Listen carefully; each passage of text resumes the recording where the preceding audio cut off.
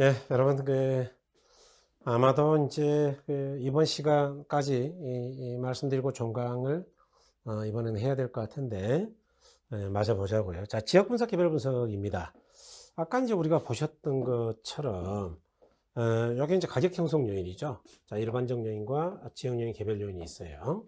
여기 이 지역 분석과 개별 분석에 어떤 영향을 주는지, 요거는 시험에서는 뭐 반드시 나올 확률이 높다라고 보시면 됩니다. 그러니까 우리가 바로 전에 이야기 드렸던 이 가격제 원칙도 시험에서 나올 확률이 굉장히 높은 영역이거든요. 자, 그렇듯이 여기 이제 지역 분석과 개별 분석은 뭐 무조건 일단 나온다 보시면 되죠. 그래서 별 50개를 좀 해 주시고요.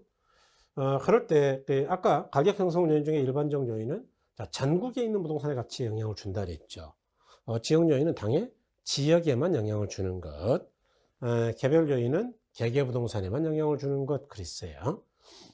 그럴 때, 자, 그러면, 자, 평가사가 어떤 부동산을 평가할 때는요, 이 부동산의 획지 모양만, 이것만 따지면 되겠어요? 아니죠. 주변 환경도 따져야 되고, 우리나라 전반적으로 전국의 경기가 어떤지도 따져봐야 될 거 아니에요? 그러니까, 자, 지역 분석 과정에서는 이런 것들을 따진다, 그 얘기. 자, 그래서 뭘 알아내느냐? 당해 지역의 특성을 알아내요. 이 지역이 주로 주거 지역인지, 상업 지역인지, 뭐 그런 걸 알아낸다, 그 얘기예요. 자, 그런 다음에 표준적 유형을 발견하는 거예요.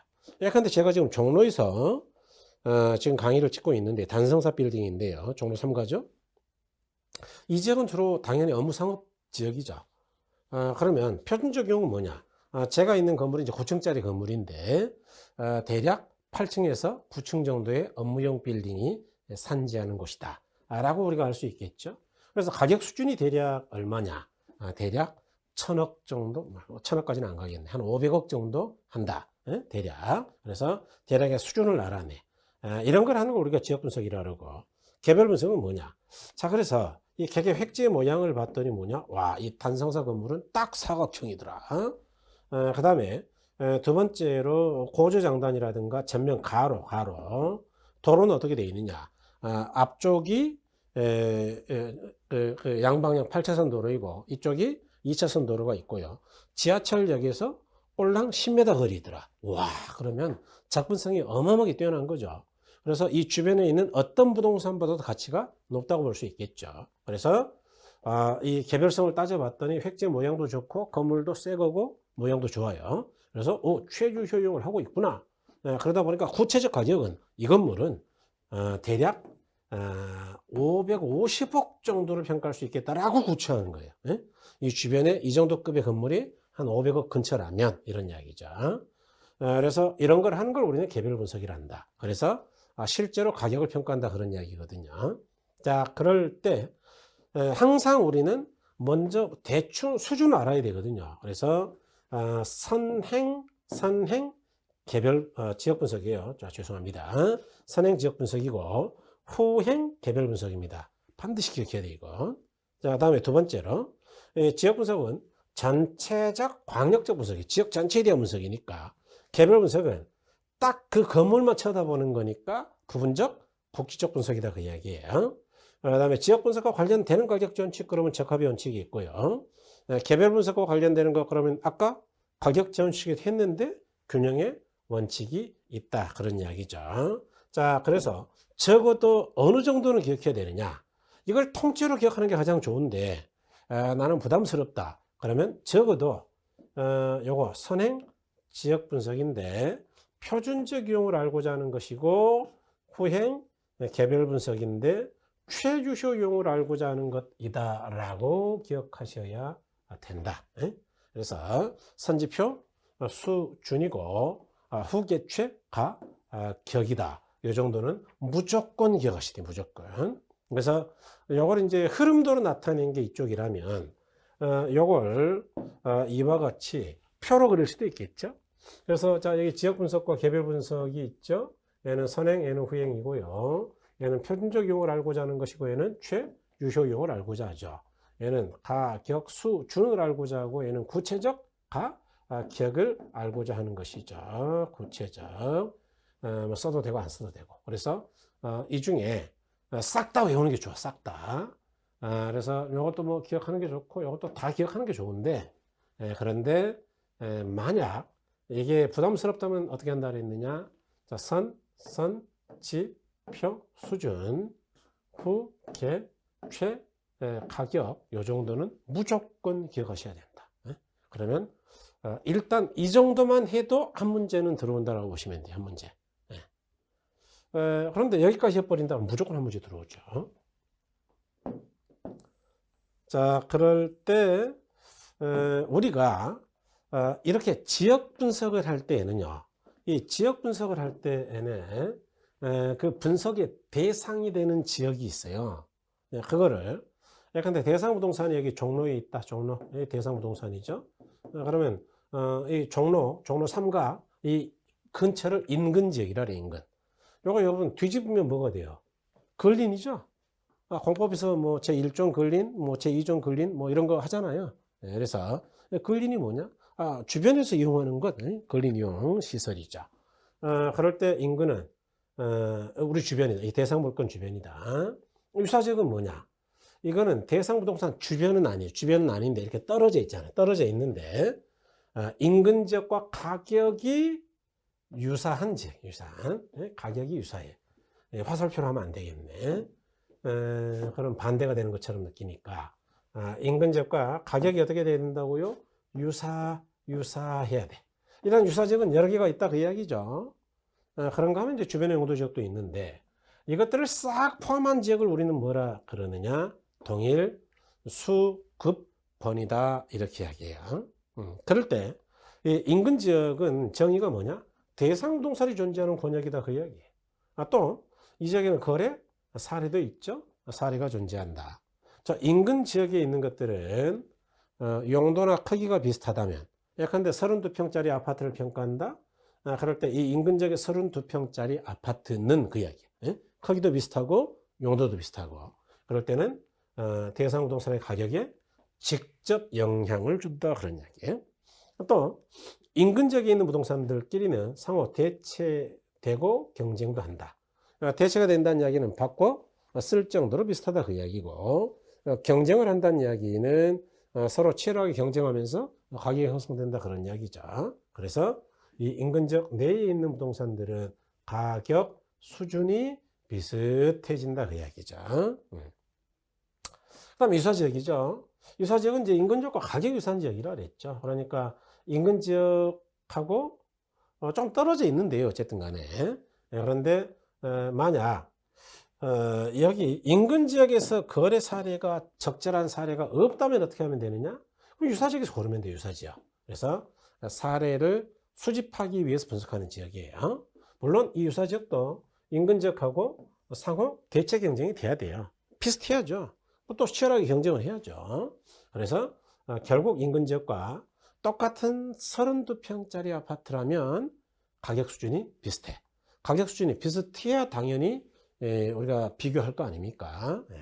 그럴 때 이런 유사지역은 거리의 원근하고는 별 관계가 없어요. 이게 뭘 원자 아닙니까? 멀 필요도 없고 가까울 근자 아니에요?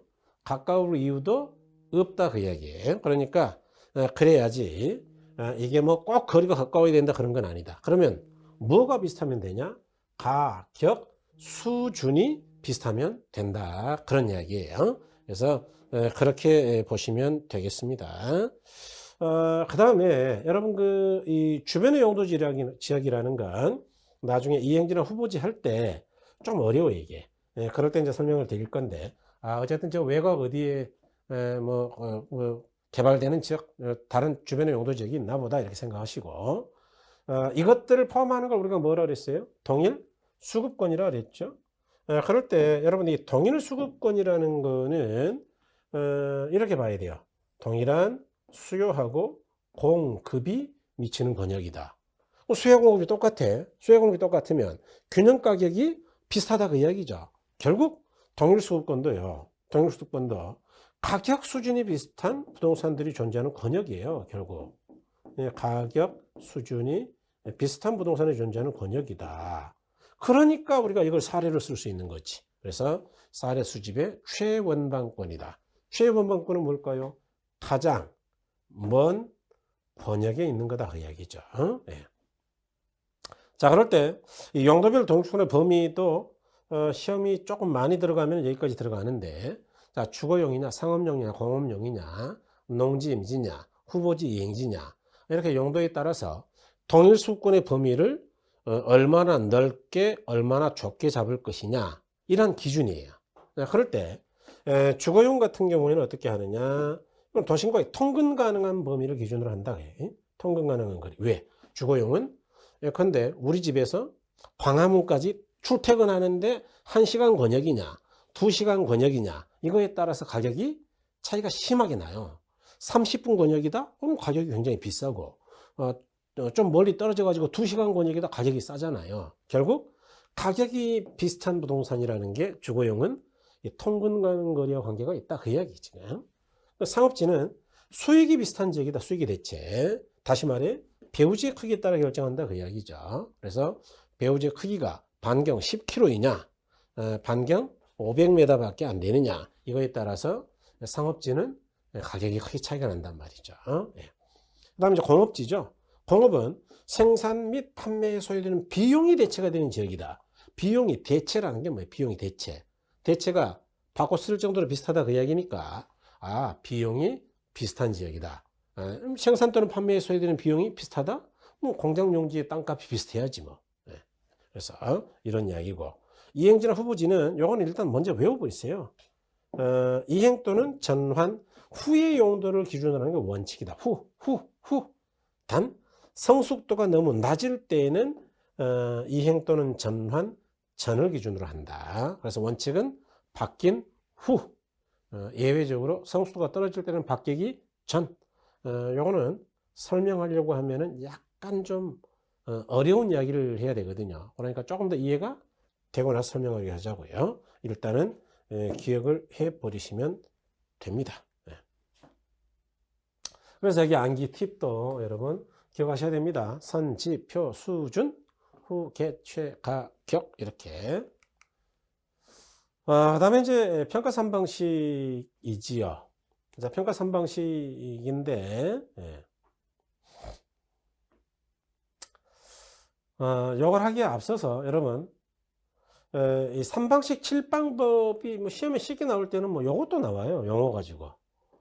참 뭐 의미가 없는데, 그래서 이제 이 뒷부분에 내용이 있는데 그냥 지워버렸죠. 이거 시험에 안 나오거든요, 요즘은.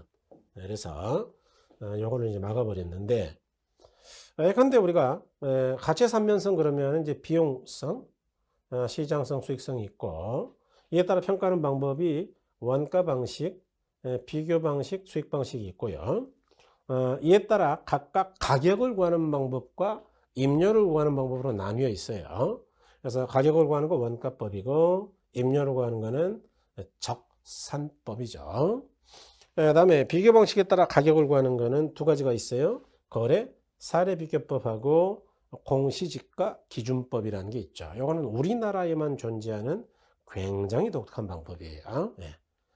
임대 사례 비교법은 임료를 구하는 거죠. 그다음에 수익 방식에 따라 가격을 구하는 거는 이제 수익화하는 법이 있고요. 임료를 구하는 걸 수익분석법이라고 하죠. 그래서 이거 자체 용어를 가지고 뭐 여기 빈칸 만들어 놓고 알맞는 거 이런 게 이제 문제에 나온 적이 몇 번 있었어요. 맞추라고 주는 거거든요. 이걸 또 못 맞추면 안 되지. 그래서 이걸 어떻게 하면 되느냐? 외워버리면 된다. 외워버리면. 그래서 여기 이제 이게 이제 시상가액이죠. 원가법에 따라 구한 가격을 적산가액, 임료를 적산임료. 거래사례 비교법 따라 구한 걸 비중가액, 공시지가 기준법도 비중가액, 그다음에 임대사례 비교법 비준 임료, 수익화하는 법에 따라 구한 가격은 수익가액, 임료는 수익임료 이렇게 이야기하는데, 여러분 일단 이거는 뭐 외워버리는 게 편하겠어요. 그래서 암기 팁으로 제가 만들어 드렸는데, 원적에서는 말이 안 되죠. 환불하면 거래가 공짜입니다. 원적의 선을 뭘 환불을 어떻게 환불? 말이 안 되지. 그냥 외우는 거예요. 원적, 그러니까 원가법과 적산법이 있고, 환불, 환원법과 수익 분석법이 있고, 그러면 거래사례 비교법이 공짜입니다. 이렇게 그래서 원적에서는 환불하면 거래가 공짜입니다. 뭐 이렇게 그냥 외워버린다. 뭐. 안 외워진다? 뭐 어쩔 수 없고. 그래서 이렇게 외워두시는 게 편하겠다. 요거는 뭐 요거는 알아야 됩니다. 자, 그 다음에 이 중에 뭐 그나마 시험에서는 가장 종종 나오는 거죠. 뭐 거래사례 비교법이죠. 가장 쉬운데 가장 쉬운 거지만 종종 나와요, 이게. 그래서 이거는 이제 비중가액은 어떻게 결정하느냐. 이게 우리가 평가 대상 부동산의 평가액이에요. 대상 부동산. 그게 이제 시상가치를 비중가액이라 그러죠. 이거는 거래 사례를 일단 잘 선택하고 여기다가 이렇게 사정보정 시점에서 지역요인 개별 요인 기타 이렇게 하는 거죠. 네. 그래서 요거 거래 사례 비교 공식 외워버려야 돼. 사시지기 하든지 사사시지기 하든지 요거 사시지게 이렇게 외우시든지 아니면 이것만 외우든지 사시지게 이렇게 그래서 외워놓으셔야 된다. 그럴 때 이 거래사례 선택 기준에는요, 우리가 아까 이렇게 여기서 사례가 존재하면 좋은데 없을 때는 여기서 고를 수 있다 그랬죠. 사례를 어떻게 고를 것이냐 선택할 때는 그 이야기예요. 자, 그럴 때는 첫 번째는 위치가 유사해야 된다. 뭔 말이냐? 인근 지역이나 적어도 유사 지역 정도에서 구해야 된다 그 이야기예요. 지금 종로에 있는 부동산을 평가하는데 내일 모레 가족들하고 제주도 여행 가기로 했다. 간 김에 거래 사례나 구해오자. 제주도의 거래 사례랑 비교하면 되느냐? 안 돼요. 왜냐하면 가격이 심하게 차이가 나기 때문에 비교할 방법이 없어요. 그러니까 인근 지역이나 유사 지역에서 골라라. 물적 유사성은 뭐냐? 다른 말로 개별 요인의 비교 가능성이라 그러는데 여기요. 물적 유사성은 다른 말로 개별 요인의 비교 가능성이죠. 예컨대 대상 부동산이 32평짜리 아파트면 거래 사례도 32평짜리 아파트랑 비교해야지 32평짜리 축사랑 비교하면 안 돼요. 야, 그 대상 아파트 가봤더니 완전히 뭐 계집처럼 지저분하더라. 그러니까 계집하고 비교하자. 그러면 안 된다고. 에? 돼지 막간처럼 뭐 지저분하다. 그래서 축사랑 비교하자. 그러면 안 돼요. 그래서 물적으로 유사해야 돼. 아파트는 아파트끼리 그것도 규모도 비슷해야 되고 그렇게요. 그 다음에 시점 수정 가능성이라는 건 뭐냐? 다른 말로는 가능하면 평가의 기준이 되는 시점에 가까운 게 좋은 거예요. 그러니까 거래 사례는 어차피 과거에 팔린 거거든요. 그러니까 적어도 1년 이내에 팔린 걸 거래 사례를 고르는 게 좋은데 나는 뭐 엊그제 아버지가 이야기하시는데 옛날에 우리 집을 팔 때 쌀 20가마 가격으로 팔았다 그러더라. 그래서 얼마인데 이랬더니 250만 원에 팔았다 그러더라. 그러면 250만 원짜리를 가지고 30년을 시점 수정하면 되느냐? 그건 안 돼요. 그렇게 하면 안 되고 인근에서 최근에 팔린 거랑 비교해야 된다. 시간적 유사성이 있어야 된다. 그 다음에 사정보정 가능성이라는 건 뭐냐? 거래 당시에 이 거래 사례에 개인적인 사정이 개입되어 있을 때는 그걸 보정할 수가 있어야 돼. 정상화시킬 수가 있어야 돼요.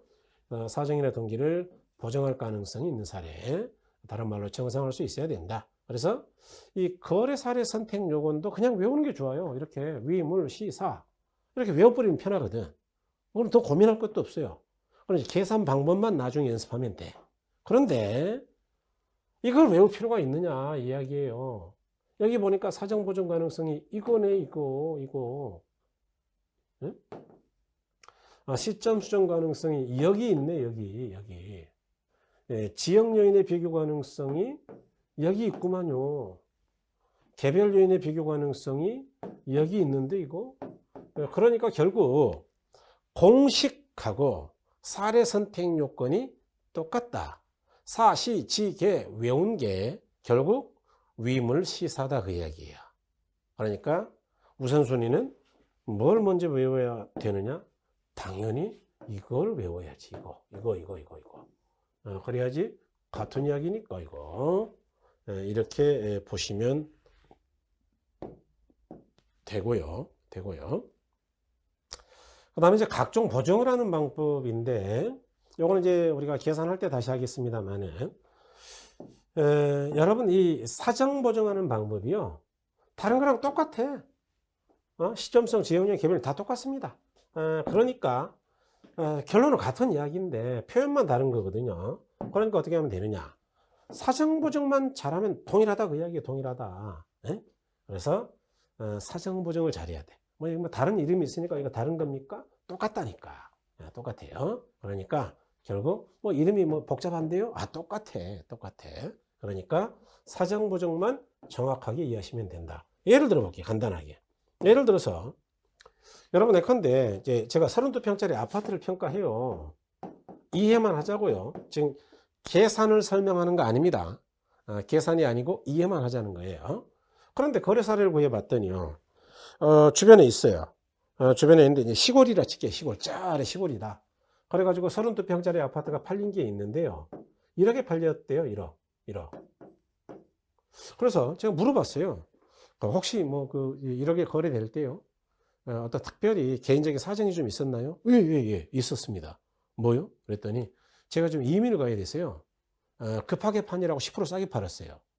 그러면 10% 싸니까 어떻게 해야 돼요? 정상화시키려면 그냥 10% 놔둬야 돼요? 올려야 돼요? 올려야지.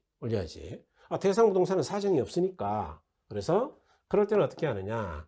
분모가 사례, 분자가 대상인데요. 사례가 10% 싼 거 아니에요, 이거? 그러면 당연히 지금 대상부동산은 이보다는 10% 비싸야 될 거 아닙니까? 그러니까 사례는 정상이 100일 때 10% 싸. 90점이 90점. 대상은 정상이어서 100점이요. 그러면 1억 곱하기 90분의 100 하면 1억보다 싸지겠어요? 비싸지겠어요? 비싸지죠. 1억 1100이죠. 응? 이와 같이 항상 사정보정할 때 가장 중요한 이야기는 뭐냐? 분모가 사례예요. 분모. 분자가 대상이에요. 그래서 이것만 기억하면 돼. 사례, 분의 대상이다. 다 똑같아. 시점 수정이나 지역 요인, 개별 요인 전부 다 사례, 분의 대상. 사례, 분의 대상이에요. 이것만 알면 거래사례 비교법은 계산까지 끝. 그래서 뭐 이제 약간 기술적인 연습은 돼야 됩니다. 계산은. 그런데 할 것도 없다. 다음에 이제 원가 방식이죠. 원가법부터는 조금 어려워요. 원가법부터는. 그래서요. 원가법에 따라 우리가 구해진 가격을 적산가격이라고 합니다. 그죠? 적산가액, 적산가격이다. 그래서 삼각되는 자산은 뭐 다 평가할 수 있고요. 적용 대상. 토지 같은 경우는 원칙은 안 돼요. 왜? 토지는 부중성. 우리가 만든 적이 없잖아요. 그러니까 원가가 없어. 예외적으로 조성토지나 매립토지는 불도저로 막 밀면서 깎은 거 아니에요. 깎은 거. 옛날에 나대지를 사가지고 평당 10만 원에 불도저로 밀어가지고 막 매립을 했어. 그러니까 비용이 있잖아요. 그래서 조성토지나 매립토지는 예외적으로 원가가 가능해. 원래 토지는 안 되는데. 그래서 그렇게 보시고. 자, 이거는 제조달 원가에서 감가 누계액을 빼가지고 가치를 구하는 방법이에요. 간단해요. 제조달 원가가 뭐냐? 다시 리프로덕션 코스트예요. 영어로. 그러니까 다시 만든다면 들어가는 원가가 얼마냐 그 이야기예요. 새 거라면 얼마냐 더 쉽게 말하면. 감가가 뭐냐? 가치가 감소한 거죠. 누계는 더한 거죠. 그러니까 그동안에 몇 년간 쓰면서 가치가 줄어든 게 누계가 얼마냐 그런 이야기. 예를 들어 볼게요. 뭐 간단해. 여러분 일반적으로 잘 하시는 겁니다. 자, 여기 차가 하나 있어요. 차. 소나타라 생각하고. 제가 지금 산 지가 3년 됐어요. 그럼 중고값이 얼마냐? 굉장히 궁금하잖아요. 그럴 때 어떻게 하느냐? 야, 이거 새 차가 얼마냐? 새 차. 새 차. 응? 그랬더니 3천만 원이래. 그럼 내가 3년 쓰면서 달아진 게 얼마냐? 1,400만 원이래. 감가누계. 그럼 빼버리면 얼마냐? 1,600이네? 이렇게 평가한다 그 이야기예요. 이렇게. 그래서 이와 같이 평가하는 건데, 자, 그럴 때 이 제조단원가는 뭐 시험에 나올 것들이 꽤 많죠. 제조단원가가 뭐냐? 그러면 이제 나중에 뭐 거의 외울 정도로 많이 읽어야 됩니다. 대상동산을 원시적으로 재생산 또는 재취득할 때 소요되는 적정 원가를 말한다. 이게 제조단원가 의의예요. 시험에 잘 나오죠. 자, 제도원가 종류는 뭐가 있냐? 두 가지가 있죠. 복제원가, 다른 말로 재생산원가라 그래요. 다시 만들 때. 그 다음에 두 번째 이제 대치원가, 다른 말로 대치원가라 그래요. 대치. 예? 예. 그래서 이 둘의 차이점이 어떤 건지도 우리가 공부해야 돼요. 그러니까 이제 공부할 것들이 굉장히 많아져, 지금. 거래사례 비교법은 공부할 게 꼴랑 사시, 지, 계 하나 외우면 거의 끝나요. 계산 문제 빼고는. 왜냐? 위물시사도 같은 거니까. 그런데 이건 차원이 달라요. 네.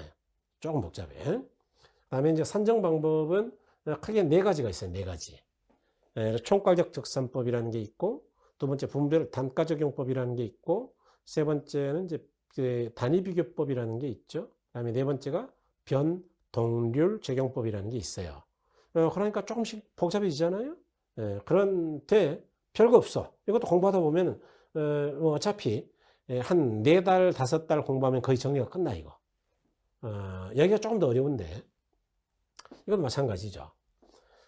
감가의 요의가 뭐냐? 가치가 줄어드는 거다. 뭐 이렇게 하면 되고.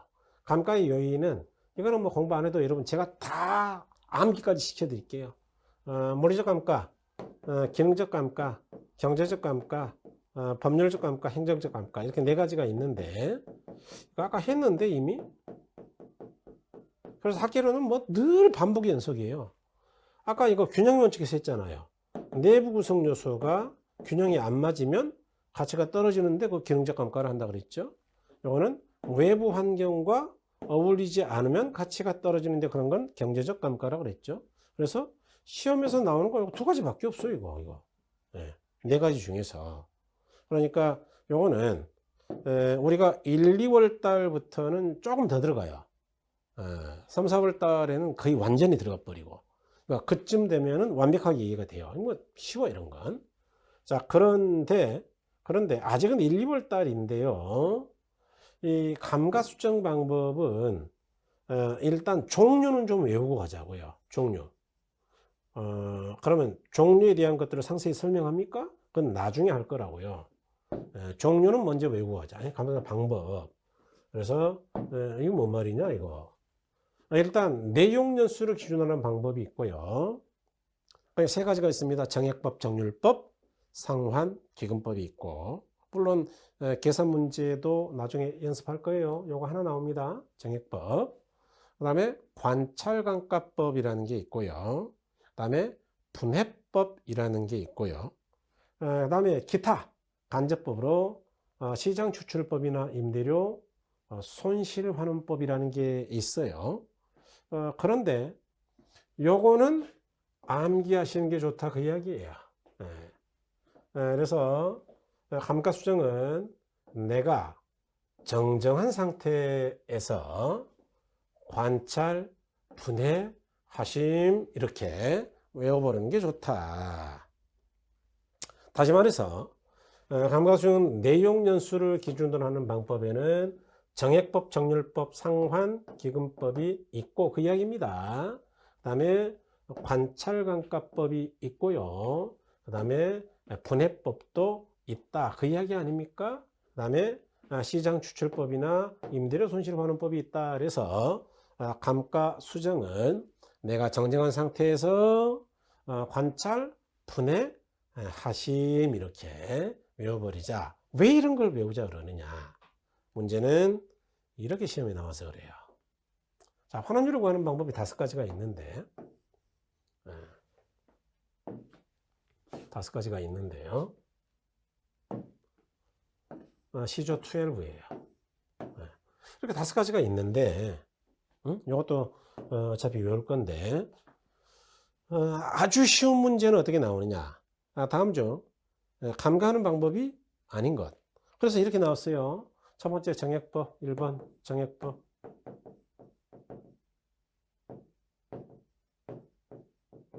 2번 관찰감가법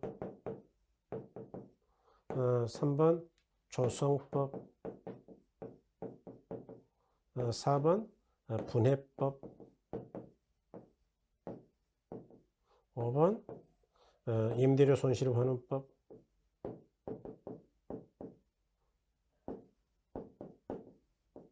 이렇게 나왔다 치자. 이 중에 다음 중 감가하는 방법이 아닌 거 그러면 이거죠, 이거. 그러니까 내가 정정한 상태에서 관찰, 분해, 하심 이렇게 외웠으면 당연히 맞추죠. 아니면 아까 수익환원법에서 환원율을 구하는 방법 이거라도 외워놨으면 이런 문제는 시장추출법, 조성법, 2L부의 조구나 라고 알면은 문제를 맞출 수 있죠. 이거는 맞추라고 주는 문제거든요. 내용을 묻질 않았잖아. 내용. 조성법이 뭔지를 묻는 게 아니잖아요. 맞추라고 주는 문제인데 이런 걸 틀려버리면 안 된다고 이야기해요. 네? 그래서 우리 시험이 별게 없어요, 여러분. 나중에 제가 언제 한번 그 합격 전략이라는 걸 한번 통계를 가지고 한번 이야기를 드릴 텐데요. 우리 시험이 40문제, 40문제. 지울게요. 한꺼번에 지웁시다. 그냥. 우리 시험이 결론이 40문제 아닙니까? 그럴 때 이게 무조건 다 어려운 게 아니에요. 상중하로 좀 나눠서 나오죠. 보통은요, 이거 한 30% 정도예요. 그래서 3, 4, 12, 12문제. 그 다음에 이거 40% 정도, 4, 4, 16, 16문제. 이거 30%, 12문제 정도 되죠. 상급에서는 계산 문제가요, 계산 문제가 8개에서 10개 사이에요. 그러니까 뭐 대부분의 계산 문제가 상급에 해당한단 말이에요. 그래서 만약 8문제다 그러면은 나머지 서술형은 뭐 30개밖에 안 된다 그 이야기 아닙니까? 자, 그럼 우리가 60점 맞는 게 목표라고. 60점. 학급 문제는 아까 그런 거 내가 정정할 때 관찰하심 뭐 이런 거 있었잖아요. 이런 거 정도 외우면 되는데, 내가 정정한 상태에서 관찰 분해하심 이런 거 정도 외우면 되는데, 이렇게 쉬운 문제는 그 당연히 맞춰야 되고, 우리가 몇 개 맞추면 합격인지 아세요?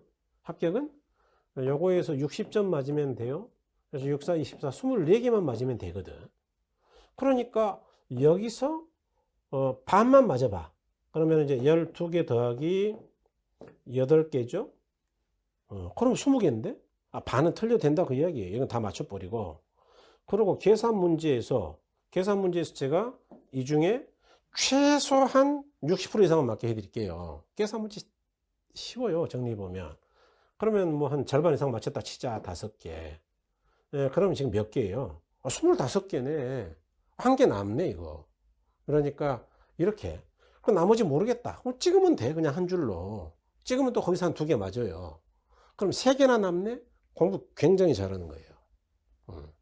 1차에서 민법 개론 합해가지고 한 2개, 3개 남아도 잘하는 거예요. 보통은 60점 근처에서 왔다 갔다 해, 대부분이. 그보다 확 떨어지는 경우는 공부 안 하신 거고. 그렇기 때문에 이거 그렇게 어렵지 않습니다, 이거. 그런데 여러분은 1년간 꾸준히 스트레스를 받아요. 안 나와, 점수가. 그래서 외울 건 초기에 외우자. 제가 그렇게 말씀드린 거죠. 확보할 걸 좀 해야 되거든요. 그래서 그렇게 생각하시면 되겠네요. 자, 그래서 이제 원가법에 대한 이야기를 대략 드렸고요. 그 다음에 적산법이죠. 적산법은 이제 임료로 구하는 방법 아닙니까? 그래서 이렇게 구한 걸 적산 임료로 하는데, 요거는 기초가격에다가 공식만 그냥 기억하세요. 요거 곱하기 요거 기대이율이 기대이율. 예, 오타네요. 기대이율을 곱하고 더하기 필요 재 경비를 한다. 약간 기초가격이 뭐 이렇게 나온 적도 있죠. 시험 문제에서 13회 문제입니다. 5천만 원이고 기대율이 5%이다. 그 다음에 필요재 경비가 70만 원이다. 그럴 때 적산임료를 구하시오. 그럼 요거 곱하면 이게 250이거든요. 여기다 70 더하면 되는 거 아니에요? 그러니까 320이다. 이렇게 구하면 되는 거죠.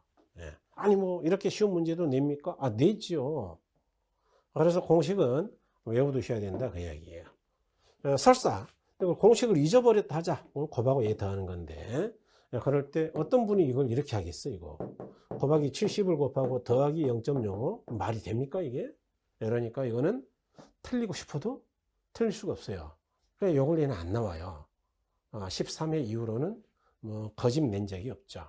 단 박스 문제가 한번 나온 적은 있죠. 이거 이 안에 들어가는 게 환원율이냐 기대이율이냐, 그럴 때 기대이율이다 이렇게 기억하시면 되겠네요.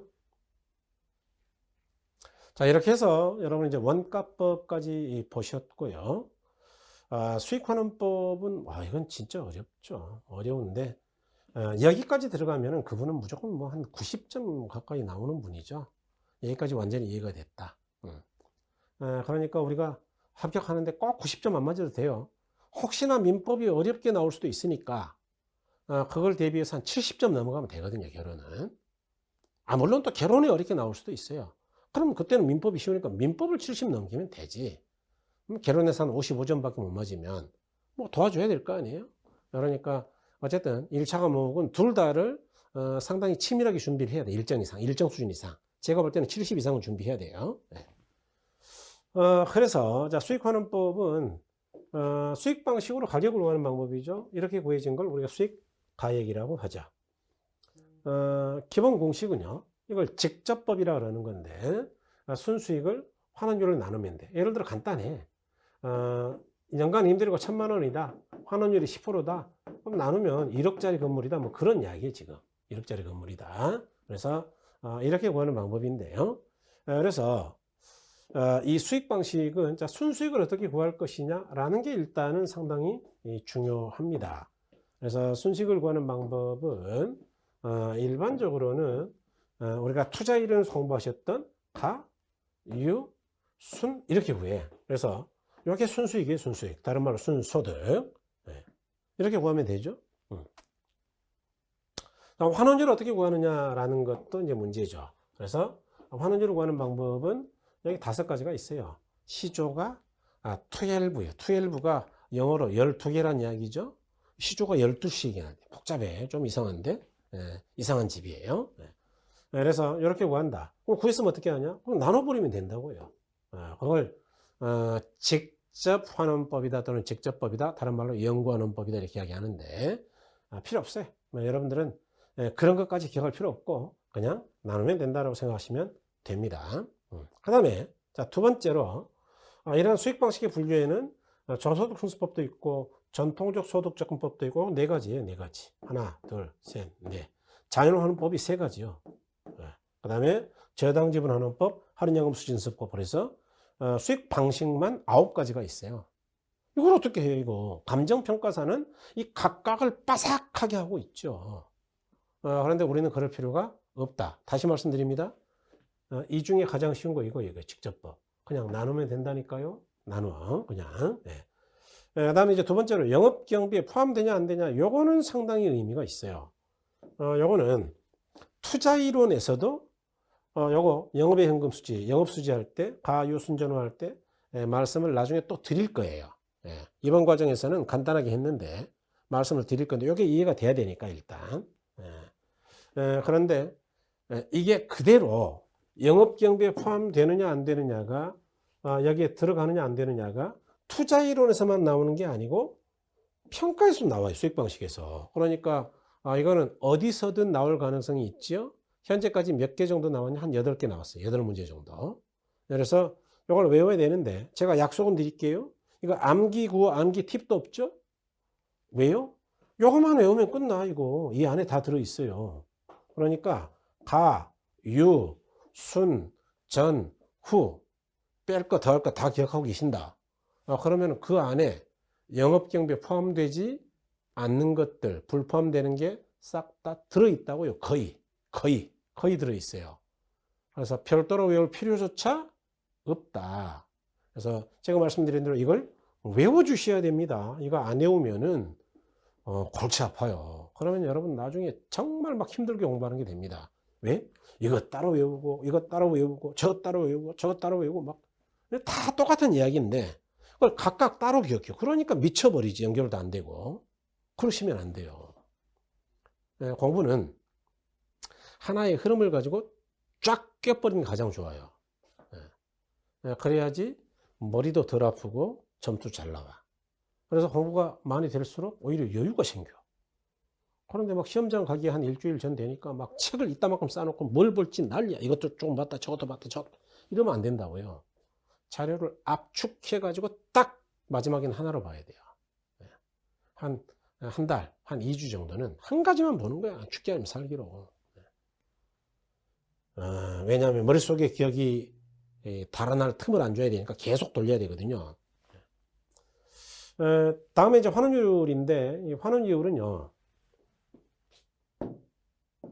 이 환원율은 요건 좀 기억하셔야 되겠네요. 뭐 공식은 뭐 여기서 이거에서 이걸 만든 거니까 뭐 나중에 보여드릴게요. 그러니까 안 외워도 되고, 요건 외워야 돼요. 이거 박스로 해가지고 문제 나온 적이 있다고요. 자본 수익률 더하기 자본 회수율이다. 14회 때 나왔어요. 다른 말로 삼각 환원율 더하기 삼각율이다. 결론적으로 자본 회수율이 삼각률이다 라는 것까지 이해하시면 좋습니다. 다음 환원율을 구하는 방법, 나중에 계산하는 방법 다 이야기할 거예요. 그런데 오늘은 종류만 외우시면 된다고요. 어떻게 해요? 시조가 12씩이나 된다니까요. 시조가 12요. 이렇게 외우시면 됩니다. 그 다음에 환원 방법에는 요거 지금 전통적 소득 접근법만 이렇게 돼요. 나머지는 우리 영역이, 여기도 이제 우리 영역이라 보기는 어렵죠. 감정평가사 영역인데, 직접법, 직선법, 상환기금법, 연금법 이렇게 있는데, 우리 시험에서는 지금까지 계산 문제 포함해서 요거밖에 안 나왔죠, 요거. 그런데 만약을 대비해서 제가 여기까지는 계산하는 방법을 설명을 드릴 거예요. 만약을 대비한 거지. 그리고 이런 문제를 안 맞춰도 막 95점 이렇게 나오는데, 뭐 나왔다 하더라도 한 문제인데 이거 스트레스 받으면 안 돼요. 그래서 여러분은 딱 여기까지가 공부의 한계다라고 생각하고 가시면 됩니다. 수익 방식은 환원이율까지가 나의 공부의 한계야 이렇게 생각하시고, 나머지는 이건 되면 좋고 안 되면 내비두고 뭐 이렇게 마음 편하게 생각하셔야 돼요. 그래서 공부의 한계를 좀 지어놓고 해야지. 내가 뭐 감정평가사 시험 볼 것도 아니고 내가 무슨 학자가 될 것도 아닌데 막 학자처럼 팔 필요 없어요. 파시고 싶은 분은 저한테 개인적으로 연락을 주세요. 그러면 제가 좋은 책들은 엄청 두꺼운 책들로 소개는 해드릴게요. 소개. 대학 선생님들이 쓴 책 중에 좋은 책들이 몇 권 있어요. 그런데 그러시면 안 됩니다. 지금 연락 하시라고 이야기한 거 아니죠? 그래서 그렇게 보시면 됩니다.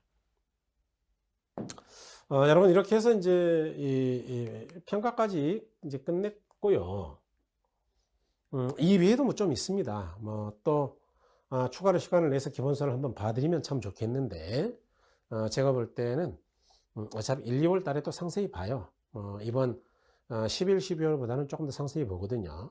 그러니까 11, 12월 달에는 시간 나실 때 기본서를 쭉 읽어보시고 핵심 유형으로 다시 한번 검토하고 이렇게 전체 범위를 보시고, 핵심 유형이 없는 내용은 특별히 따로 기억할 필요는 없는가 보다 이렇게 일단 생각하시는 게 좋아요. 그래서 양을 너무 늘리지 않는 게 좋습니다. 그리고 이번에 제시해 드렸던 그 암기 팁이 대략 한 30개인데요. 이 30개 정도를 외우려고 노력하시면 전국의 어떤 수험생보다 여러분이 앞서간다라고 생각하시면 돼요. 무조건. 현재 뭐 전혀 이해 못해요. 아직 현재 12월 2단계에서는 뭐 개발 쉐발 막 헤매는 거거든요. 도대체 들어도 뭔 말인지 모르겠고, 그래서 헤매지 않고 이해하시고 암기 팁 정도를 기억했다. 제가 볼 때는 그분은 뭐 5% 안에 드는 분이죠. 5%. 30만 명 중에 5% 안에 뭐 충분히 합격하죠. 그래서 이렇게 생각하고요. 여러분 마지막으로 말씀을 좀 드리고 싶은 거는, 일단 그동안 제 강의를 들으시느라 굉장히 고생하셨고요. 여러분 코로나 때문에 많이 힘듭니다, 사실. 그래서 우리가 그 스트레스를 분출할 방법이 별로 없죠. 뭐 저도 마찬가지고 여러분도 마찬가지인데, 그런데 그럴 때일수록 이 공부를요 너무 스트레스 받으면서 하면 안 돼요. 조금 재밌게 하시면 됩니다. 제가 이제 실무 강의도 많이 하기 때문에 약속을 좀 드릴 수 있는 건요,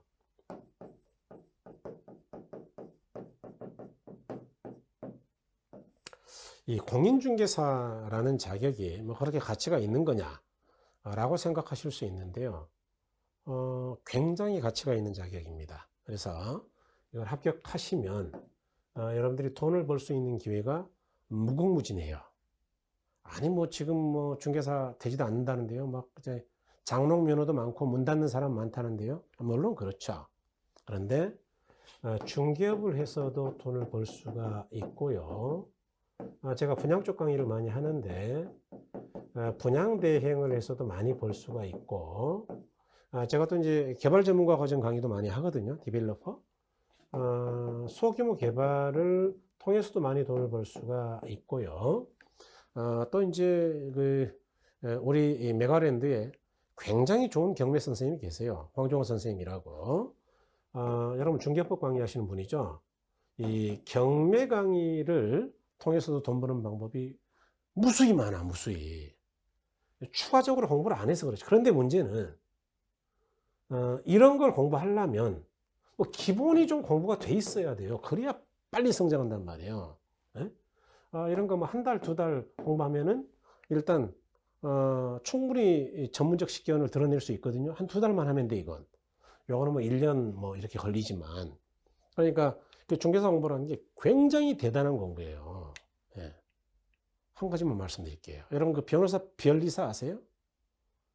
변리사 수임료가요. 변호사는 요즘 한 3, 400 받아요. 조금 잘 나가는 친구들이 뭐 500, 1000, 2000 받고 수임권도 몇 개 없죠. 좀 못 나가는 친구들은 300, 200 이렇게 받습니다. 변리사는요. 특 한 건 하는데 250, 300, 좀 못 나가는 애들은 200 받아 200. 더 웃기는 게 뭔지 아세요? 관납 인지대가 그 중에 100만 원이에요. 그럼 본인 먹는 게 100만 원, 100만 원. 그 한 건 죽으라고 해주고. 중개 수수료는요. 웬만한 부동산 매매하면은 아직도 뭐 1000만 원 왔다 갔다 하지 않습니까?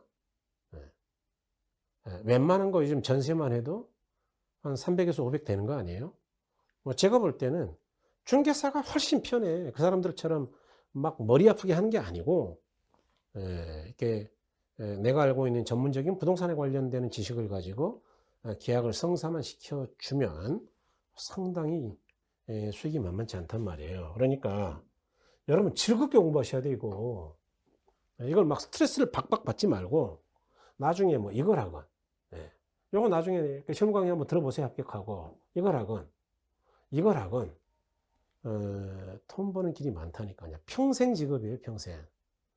아니면 돌아가면서 하셔도 돼. 이제 이거 지겨우면은 뭐 직원 맡겨놓고 아니면 문 닫고 이걸 하든지 이걸 하든지. 또 뭐 이거 하다가 웬만큼 돈 벌고 나서 좀 쉬고 싶다 그러면 쉬었다가 또 해도 돼. 부동산은 뭐 매일 아침에 막 일찍 출근해서 밤늦게 퇴근하는 직업이 아니잖아요. 그러니까 굉장히 재밌는 직업이란 말이에요. 그래서 마지막으로 부탁드립니다, 여러분. 힘들죠. 스트레스가 얼마나 쌓이겠어요. 이 시대적 상황도 스트레스인데 공부를 한다는 게 얼마나 스트레스냐고요. 그런데 미래에 돈을 벌 수 있는 다양한 길이 생기고 비교적 자유로운 직업이고, 그래서 돈으로부터 자유로워질 수가 있는 길이구나 라고 생각하신다면 굉장히 편한 겁니다. 저는 개인적으로요, 우리 그 선생님들은 기타 서비스업이라는 종합소득세 신고할 때는 기타 서비스업이에요. 이 서비스업이기 때문에 당연히 4대보험 가입을 안 하고요. 당연히 퇴직금이 없습니다. 그럼 퇴직 후가 저는 굉장히 걱정이 돼야 될 거 아닙니까? 전혀 걱정하지 않습니다. 왜요? 저는 나중에 퇴직하면요, 경매에 한 달에 한 두세 건 하려고 그래요. 법정에 일주일에 한 번 나가가지고 일주일에 한 4번 나가면 되겠네. 아니, 한 달에 4번 나가면 되겠네. 뭐 멀리도 안 나가. 그래서 그 중에 한 2개 낙찰 받고, 보통 이제 뭐 물건에 따라 다르지만 어떤 건 4개월 돌리는데 어떤 건 뭐 2달이면 돌려요. 2달. 한 달, 2달. 어떤 건 1년 반 정도 걸려요. 그렇게 순환시키면 몇천 벌거든요. 그러면 퇴직하고 충분하지. 그래서 한 달에 뭐 한 1000만 원 넘게 벌면은 아주 풍족한 거 아닙니까? 그러니까 그게 저의 퇴직금이에요. 퇴직금. 그동안에 연구해왔던 부동산에 관련된 지식이 결국 제가 노후를 조금 편안하게 보낼 수 있는 길이란 말이죠. 여러분들도 그러셔야죠. 그래서 중개사 공부를 당장 오늘의 공부가 아니고 미래에 조금 더 확장할 수 있는 영역이 있다라고 생각을 넓혀야 된다. 라는 말씀을 좀 드립니다. 여러분 수고하셨고요. 새해 복 많이 받으시고요. 건강 관리 각별히 부탁드리겠습니다. 감사합니다.